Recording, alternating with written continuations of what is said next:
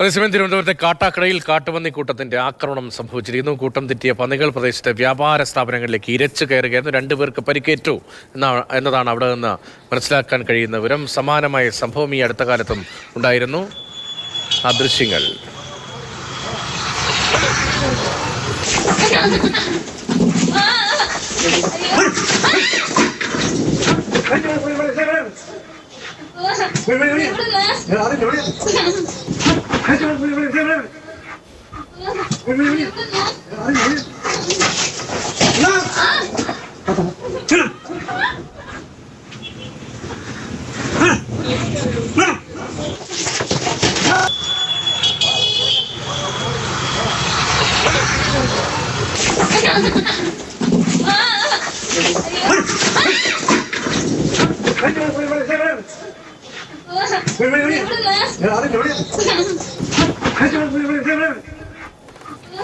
ഗോകുൽനാഥാണ് വിവരങ്ങളുമായുള്ളത്. ഗോകുൽ, സമാനമായൊരു സംഭവം അതൊന്ന് എനിക്ക് വന്നത് വെള്ളറടയിലോ മറ്റോ ഈ മേഖലയിൽ തന്നെ നേരത്തെ സമീപകാലത്തുണ്ടായിരുന്നു.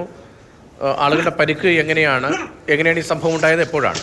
രതീഷ്, ഈ കാട്ടുപന്നി ശല്യം കാട്ടാക്കടയിൽ അതിരൂക്ഷമായി തുടർന്നുകൊണ്ടിരിക്കുകയാണ്. നമ്മൾക്കറിയാവുന്നതുപോലെ തന്നെ മുൻപും ഈ പ്രദേശത്തൊക്കെ വലിയ രീതിയിൽ തന്നെ കാട്ടുപന്നി ഇറങ്ങുകയും അത് കൂട്ടമായി തന്നെയാണ് ഇറങ്ങുക. കൂട്ടം തെറ്റിയ പന്നികളാണ്.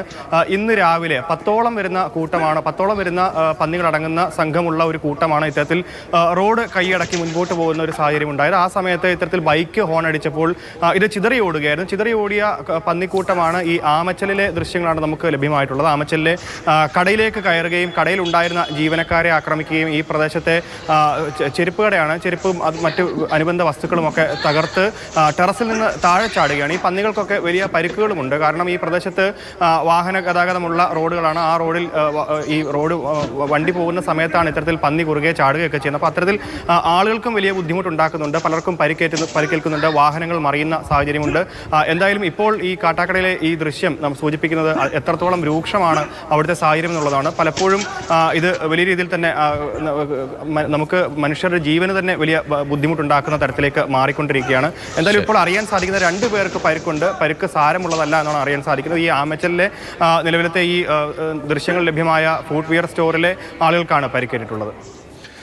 ഗോകുൽനാഥാണ് വിവരങ്ങൾ തിരുവനന്തപുരത്ത് നിന്ന് നൽകുന്നത്. അതിഭീകരമായൊരു സാഹചര്യമാണ് പല അതിർത്തി മേഖലയിലും വനവുമായി ചേർന്ന മേഖലയിൽ. അതേസമയം വനം അടുത്തൊന്നുമില്ലാത്ത പലയിടത്തും കൃഷിസ്ഥലങ്ങളിലുമൊക്കെ ഇപ്പോൾ കാട്ടുപന്നികൾ തമ്പടിക്കുന്ന സ്ഥിതിയാണ് തെക്കൻ കേരളത്തിൽ പൊതുവിലുള്ളത്. അങ്ങനെ ഒരു സംഭവം ഇപ്പോൾ കാട്ടാക്കടയിൽ വീണ്ടും ആവർത്തിക്കപ്പെട്ടിരിക്കുന്നു. ഗോകുൽനാഥാണ് വിവരങ്ങൾ നൽകിയത്.